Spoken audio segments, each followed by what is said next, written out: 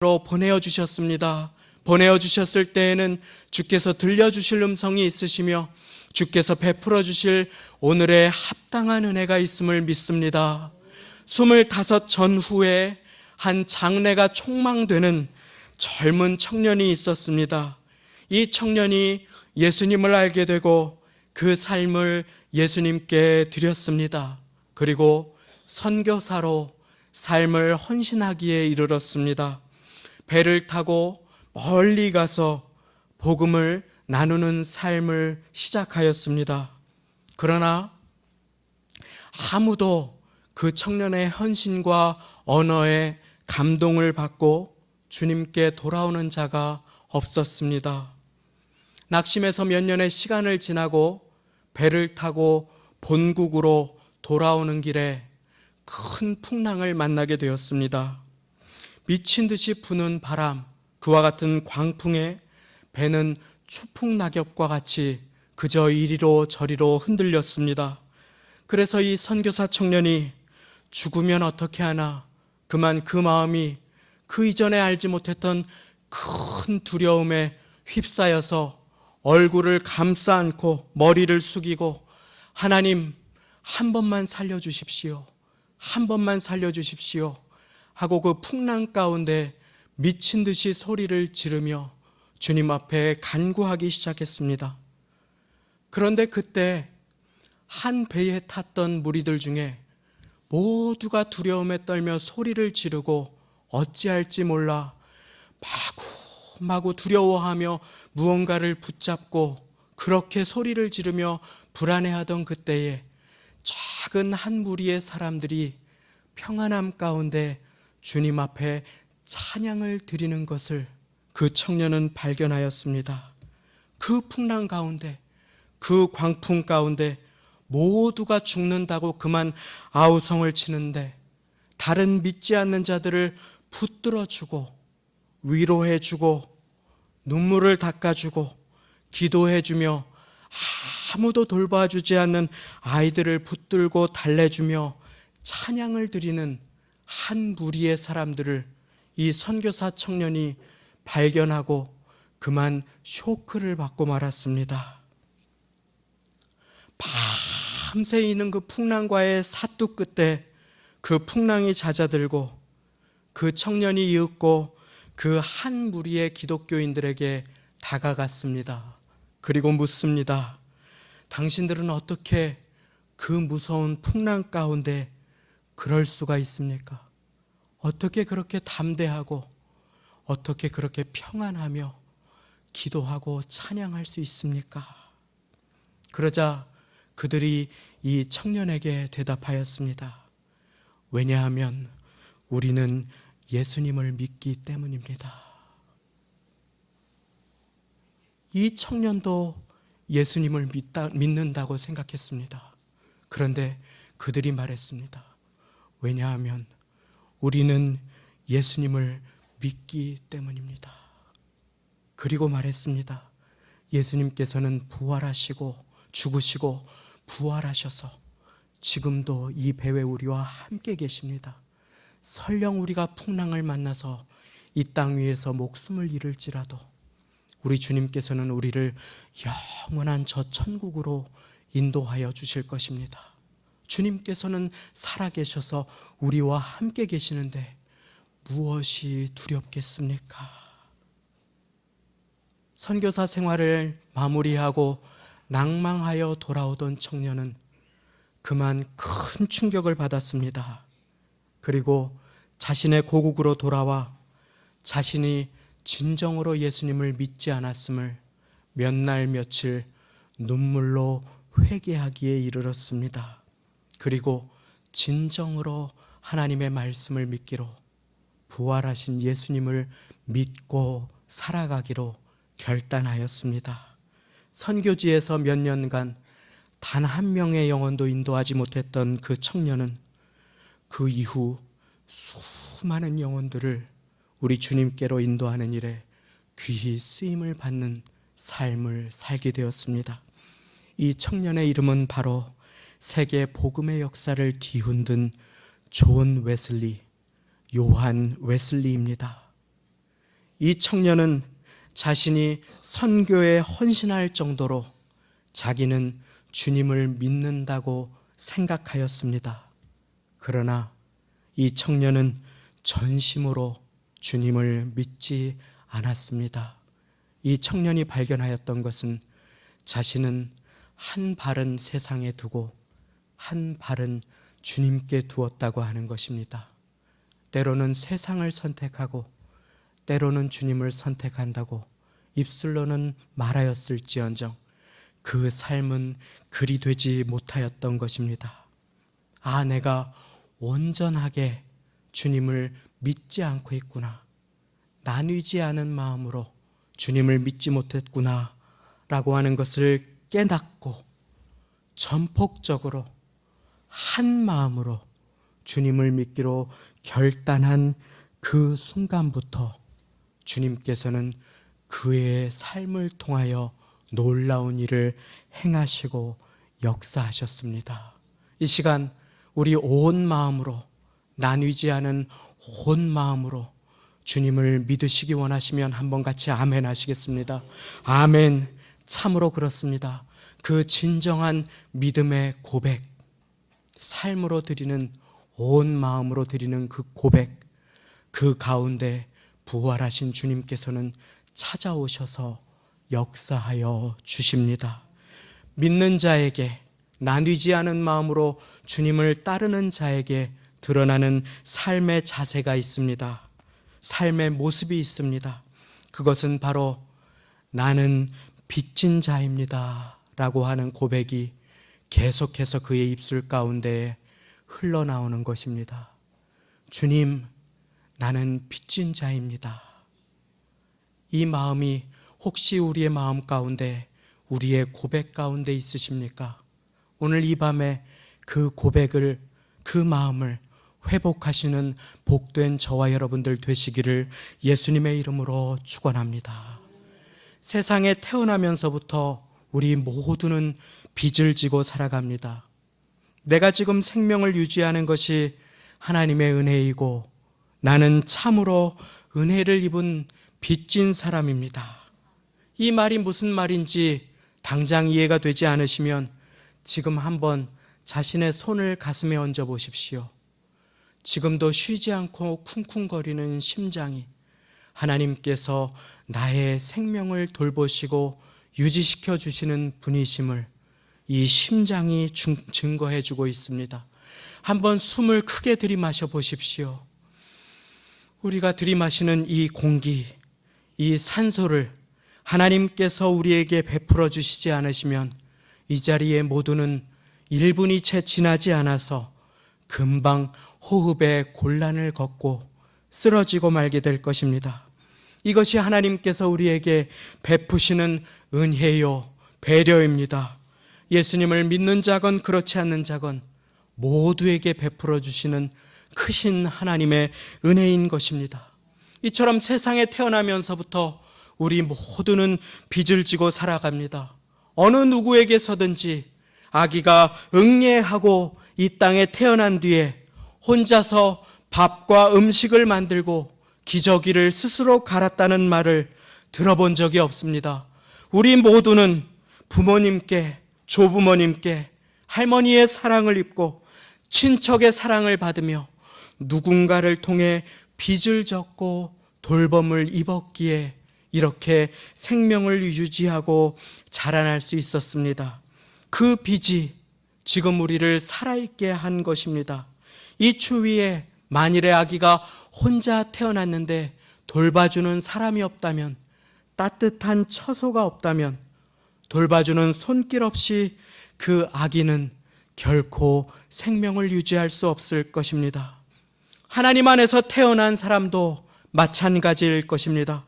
우리가 지금 하나님의 은혜를 받고 있기에 살아가고 있다는 것을 아십니까?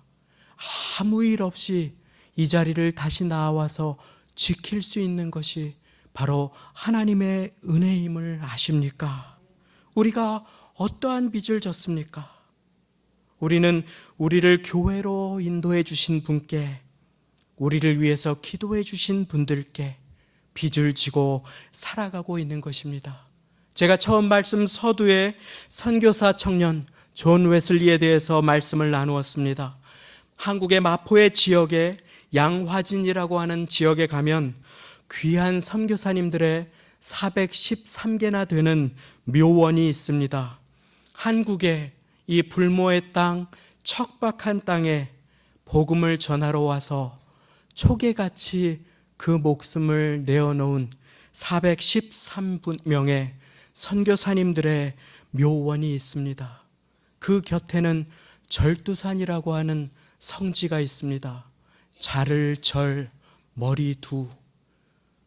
예수님을 구주로 고백하지 않고 부인하면 생명을 살려주겠다라고 할 때 그 생명을 보존하지 아니하고 죽어도 살아도 주를 위해서 살 것이라고 고백하며 그 목을 칼에 내어 맡긴 믿음의 선조들의 그 고백과 피가 있었기에 저와 여러분들은 지금 이 시간 이곳에 앉아 있을 수 있는 것입니다. 그런데 지금 우리가 빚진 자의 자세로 살아가고 있는지 우리 한번 오늘 이 밤에 우리의 삶을 돌아보고 점검하시기를 원합니다. 그 빚을 갚을 대상은 우리는 하나님이라고 생각합니다. 당연히 맞습니다. 그러나 엄밀히 말해 우리에게 그와 같은 빚을 지도록 허락하신 하나님 아버지께서 우리가 진정으로 그 빚을 갚기 원하는 대상은 눈에 보이지 않는 하나님이 아니십니다. 그 빚을 갚을 대상은 천국에 있는 선교사님도 아니십니다. 그 빚을 갚아야 하는 대상들은 바로 이 땅 위에 예수님을 모르는 사람들입니다. 그리고 이미 믿었으나 내 곁에 보내주신 형제 자매님들, 지금 내 곁에 앉아 계신 분들이신 것입니다. 그래서 바울은 오늘 말씀을 통하여 이렇게 고백합니다. 헬라인이나 야만이나 지혜 있는 자나 어리석은 자에게나 다 내가 빚진 자라. 한번 따라해 보시겠습니다. 다 내가 빚진 자라. 다 내가 빚진 자라. 아멘. 이 바울의 고백이 저와 여러분들의 고백이 되시기를 바랍니다. 바울의 삶의 정체성, 자신의 고백은 바로 나는 빚진 자라고 하는 것이었습니다. 그것이 바울의 삶의 자세요, 정체성이며 주님 앞에 계속 드렸던 고백이었던 것입니다. 어찌 바울뿐이겠습니까? 우리도 하나님께 대가 없이 값없이 용서함 받은 하나님의 그 한량없는 은혜에 빚진 자들입니다. 하나님이 죄로부터, 노예의 신분으로부터, 죽음으로부터 우리를 사시기 위해서 내신 값은 바로 당신의 전부이신 독생자 예수님의 생명이십니다. 그분이 의롭다 우리를 불러주시기 위해서 그 아들의 생명으로 우리의 죄의 값을 치러주셨습니다. 그것을 참으로 믿는 자는 살게 된다고 또한 오늘의 말씀이 약속하여 주고 있습니다. 복음에는 하나님의 의가 나타나서 믿음으로 믿음에 이르게 하나니 기록된 바 오직 의인은 믿음으로 말미암아 살리라 함과 같으니라. 한 번은 들어본 적이 있으실 것입니다. 은혜는 공짜로 값없이 받는 하나님의 선물입니다. 아무 값없이 믿는 자들에게 베풀어 주시는 하늘로서의 은혜입니다. 그런데 생각해 보셨습니까? 받는 저와 여러분들에게는 공짜인 그 은혜는 하나님의 입장에서 볼 때는 전부를 지불하여 주신 것입니다. 하나님께서는 저와 여러분들을 당신의 소유 삼아 주시려고 그 비싼 값을 아낌없이 내어주셨습니다. 우리는 그와 같은 큰 빚을 진 것입니다. 이것이 말씀을 진정으로 믿는 자의 모습이요 고백이며 자세인 것입니다. 나는 빚진 자입니다. 그리고 모든 것은 주님의 은혜입니다. 그렇기에 바울은 고백합니다. 나의 나 된 것은 하나님의 은혜라. 하나님의 말씀에 나오는 다양한 사람들을 보면 예수님께서 책망하시거나 하나님께서 마음 아파하시는 사람들의 모습이 등장합니다. 집을 나갔다가 돌아온 탕자의 큰형, 세리를 멸시하며 내가 저 세리와 같지 않음을 인하여 감사합니다 라고 고백하는 바리새인도 그렇습니다. 내가 무엇을 해야, 내가 더 이상 무엇을 해야 영생을 얻겠습니까? 하며 자기의 의로움을 뽐내려 나온 율법학자도, 부자 청년도 예수님의 마음을 아프게 하기는 마찬가지였습니다.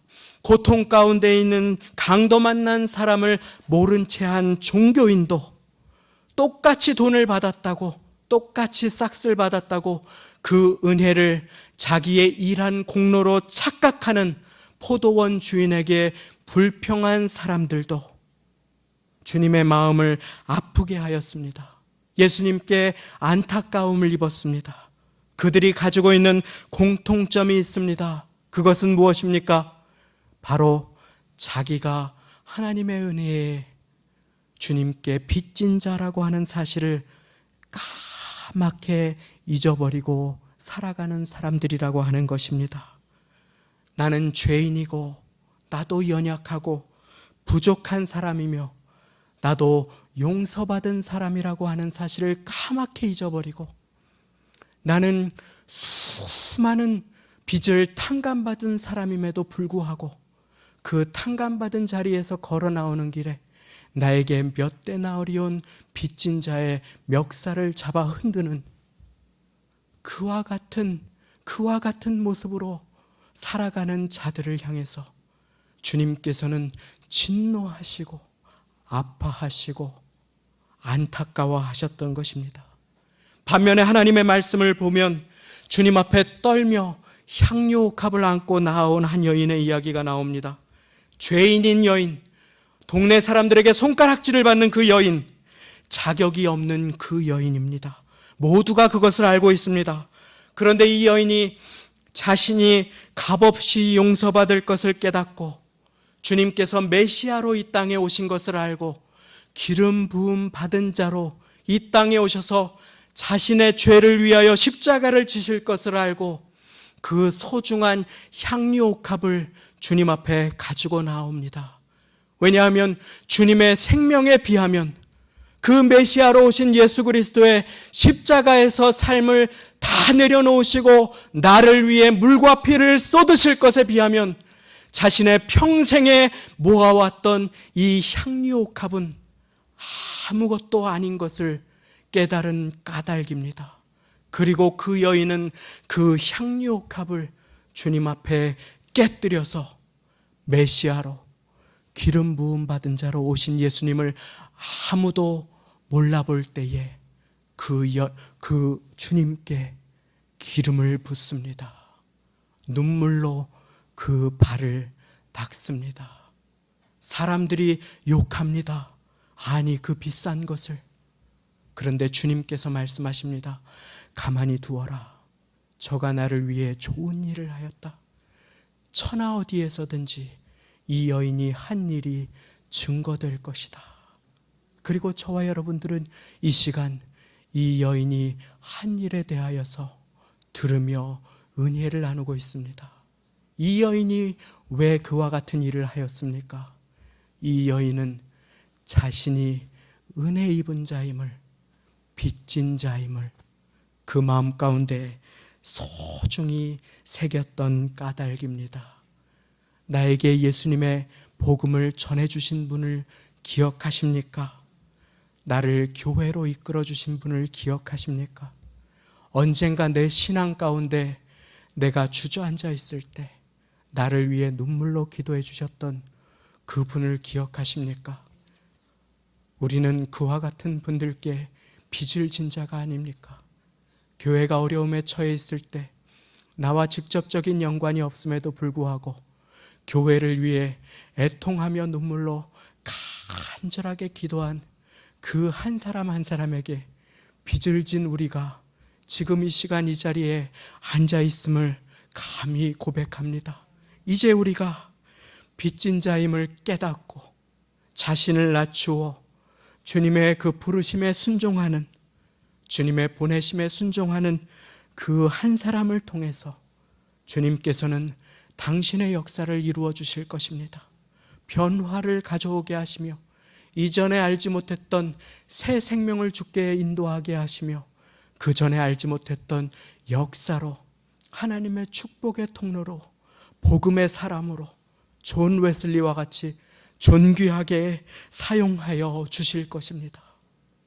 제가 빚진 자라고 하면 저에게 오래전 기억나는 한 전도사님이 있습니다. 지금은 귀한 목사님으로 아름다운 사역을 감당하고 계십니다. 제가 부끄러운 고백을 일전에 한번 드린 적이 있습니다. 제 힘으로 이리 뛰고 저리 뛰고 하다가 처음으로 한번 입원했던 경험을 고백드린 적이 있습니다. 그때 제가 입원했던 중에 저의 새벽 기도를 제가 부탁드리지도 않았는데 저를 위해서 먼저 맡아주었던 한 전도사님이 있었습니다. 그런데 그날 밤이 대단히 추웠던 한 겨울밤이었습니다. 그 겨울밤에 저를 위해서 대신 인도해 주시기로, 새벽 기도를 인도해 주시기로 한 그날에 갑자기 밤 한 10시쯤부터 폭설이 내리고 있었습니다. 차가 다니기 어려울 지경이 되었습니다. 그 밤을 그래서 거의 뜬 눈으로 지새우고 그 전도사님께 전화를 드렸습니다. 전도사님, 그 폭설 중에 어떻게 운전을 해서 가셨습니까? 하니 그분이 이야기하시는 것이었습니다. 저 어제 밤에 눈이 조금 오길래 교회에 일찍 운전해서 가서 교회에서 그냥 잤습니다. 그리고 새벽 기도를 인도했습니다. 전도사님, 저 때문에 그렇게 고생하셔서 어떡합니까? 그러니까 그분이 말합니다. 아무것도 아닙니다. 아무것도 아닙니다. 걱정 마세요. 그런데 그분이 아무것도 아닙니다 라고 고백하는데 저에게는 이렇게 들렸습니다. 주님이 저에게 베푸신 은혜에 비하면 그것은 아무것도 아닙니다. 그 덕분에 저는 참 강건하게 잘 회복되었습니다. 저를 위해서 교회에서 새우잠을 주무셨던 그분께 너무나 죄송하고 미안한 마음이 들어서 어떤 기도 제목이 있는가를 조용히 수소문해 보았습니다. 그리고 알아보니 결혼한 지 7, 8년이 되도록 그 가정에 아이가 없다는 사실을 알게 되었습니다.